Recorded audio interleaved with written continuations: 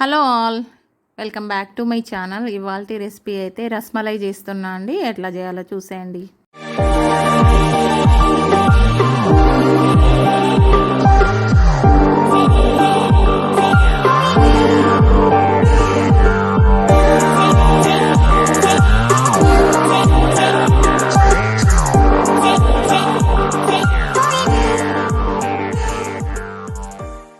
ముందుగా ఒక గిన్నెలో లీటర్ పాలు తీసుకొని స్టవ్ మీద పెట్టుకొని బాగా వేడి చేసుకోవాలండి.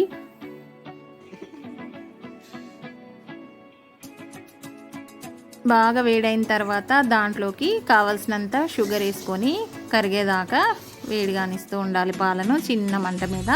తర్వాత దాంట్లోకి ఒక చిటికెడు ఫుడ్ కలర్ అయితే యాడ్ చేస్తున్నా, ఎల్లో ఫుడ్ కలర్.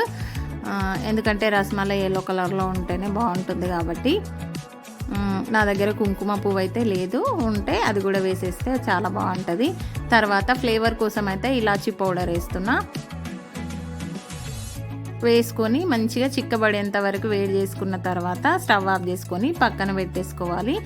తర్వాత ఇంకో పక్కన స్టవ్ మీద ఇంకో గిన్నెలో లీటర్ పాలు పన్నీర్ కోసం వేడి చేస్తున్నా.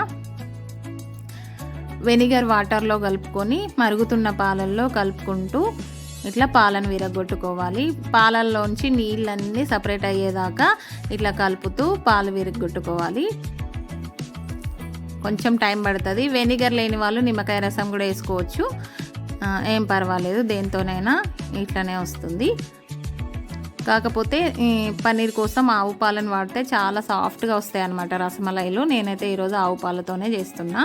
ఇంకా దీన్ని స్ట్రైనర్లోకి వేసుకొని దాంట్లో వెంటనే చల్లనీళ్ళు పోసుకుంటే వెనిగర్ ఫ్లేవర్ మొత్తం పోతుంది. ఇంకా పాలల్లో ఏమన్నా జిగటు ఉన్నా కూడా పోతుంది. దాన్ని ఇంకా అట్లా చేసిన తర్వాత ఒక బేసన్లోకి వేసుకొని చల్లారనియాలి. ఈలోపు షుగర్ సిరప్ కూడా పెట్టుకోవాలి రసమలైలు వేసుకోవడానికి. అది అవుతుంటే ఈలోపు పన్నీర్ చల్లబడిపోయింది. ఇప్పుడైతే మంచిగా చేత్తోని అరచేత్తోని మంచిగా పిండిలాగా రవ్వరవ్వగా ఉన్నది కాస్త పిండి ముద్దలాగా చేసుకోవాలి. ఇట్లా చేసుకున్న తర్వాత ఇట్లా రసమలైలను అరచేతిలో పెట్టుకొని కట్లెట్ల లాగా ఇట్లా రౌండ్ షేప్లో చేసుకొని తర్వాత బాగా వేడైన షుగర్ సిరప్ ఉంది కదా దాంట్లో వేసుకొని హై ఫ్లేమ్లో ఒక 10 to 15 minutes ఉడకనిస్తూ ఉండాలి వీటిని పొంగేదాకా. ఇట్లా తర్వాత మంచిగా స్క్వీజ్ చేసుకొని వాటిని మనం రెడీ చేసుకున్న సిరప్లో వేసుకోవడమే. ఇంకా అంతే.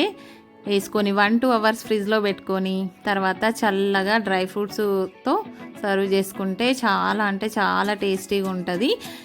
ఎప్పుడన్నా స్వీట్ తినాలనిపించినప్పుడు ఇంట్లో మనం ఇట్లా చేసుకొని తినేయచ్చు. పాలు ఎక్కువగా మిగులుతుంటాయి ఒక్కొక్కసారి, అట్లాంటప్పుడు కూడా ఇది ట్రై చేయొచ్చు. అంతే అండి. నచ్చిందా మీకు? నచ్చితే మీరు కూడా ట్రై చేయండి. ట్రై చేస్తే